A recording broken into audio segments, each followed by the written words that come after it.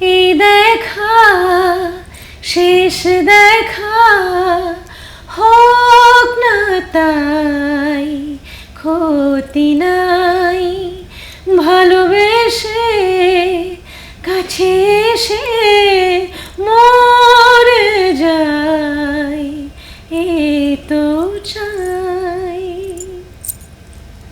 খুব সুন্দর, খুব সুন্দর। এই গানটা আসলে আমার অনেক ইমোশন ক্যারি করে এবং একই সাথে যেটা আপনি বলেছেন যে আমার সত্যি আমার সঙ্গীত জীবনকে অনেক সমৃদ্ধ করেছে। একটা সময় ছিল আমি কাভার্স করতে খুব বেশি পছন্দ করতাম, এখনও আমার সেটা মৌলিক গানের পাশাপাশি আসে, কিন্তু যে সময়টা আমি শুধু কাভার্সই করতাম এবং তখন আমার মনে আছে যে বেগম আক্তারের গাওয়া জোছনা করেছে আর এই গানটা কেউ গাইতে বললেই যদি জীবন ভাইয়া কখনো বলতো লুইপা একটা গান গাও, আমি জোছনা করেছে আর এই গেতাম। তো আমি একবার ভাবলাম যে এই গানটা একটা কাভার ভার্সন, রেকর্ডেড ভার্সন করি। গানচিল থেকে এই গানটা এলো এবং রুনা ম্যাম এই গানটা শুনেছেন, শোনার পরে উনি আমাকে কল করেছেন, কল করে বলেছেন যে তোমাকে যে আমি কম্পিটিশনে দেখেছি আর এখন শুনছি এটার মধ্যে তো অনেক ডিফারেন্স, মানে সেই তুমি এই তুমি এক না। আমাকে বলছে তুমি তো অনেক ইমপ্রুভ করেছো এবং তোমার গায়কী আমার খুব ভালো লেগেছে, তো তোমার জন্য তো একটা পুরস্কার দিতে হয় আমার, আমি তাহলে আমার সুর করা একটা গান তোমাকে দিব।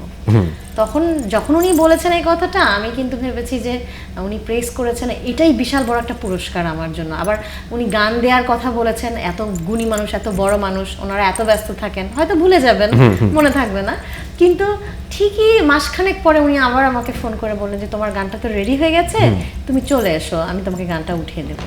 তো আমি তো একদম খুশিতে ডগমগ, আমি ওনার বাড়িতে গেলাম এবং সেখানে শ্রদ্ধেয় গাজী মাজহারুল আনোয়ার স্যার এলেন এবং আমার সেই গানটা, আমার মৌলিক গান হলো যে গানটা শ্রদ্ধেয় শিল্পী উপমহাদেশের কিংবদন্তি শিল্পী ম্যাডাম রুনালাল্লাহ সুর করলেন এবং আমার সামনে বসেই শ্রদ্ধেয় গাজী মাজহারুল আনোয়ার স্যার লিখলেন এই দেখা শেষ দেখা।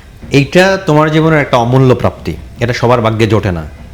এই যে দুইজনের নাম বললে, বাংলা গানের ইতিহাসে ওনারা একদম শুরুর সারিতে ওনারা থাকবেন এবং সবার শ্রদ্ধেয়, এটা অনন্য একটা প্রাপ্তি আসলে।